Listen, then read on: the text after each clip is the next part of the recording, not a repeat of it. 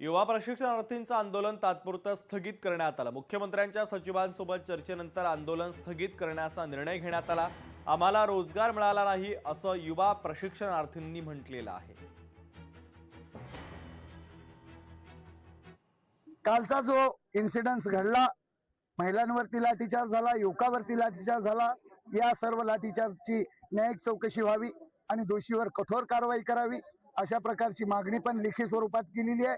आणि त्यासाठी आम्हाला कोर्टात जावं लागलं तर कोर्टात पण जाऊ, पण आम्ही कालचा प्रसंग विसरू शकत नाही। हा महाराष्ट्रावरचा कलंक होता।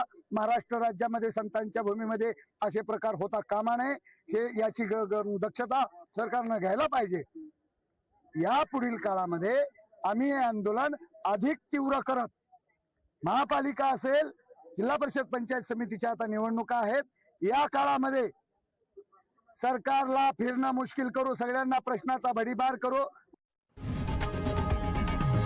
लोकशाही मराठी ऐका, पहा, जागरूक रहा।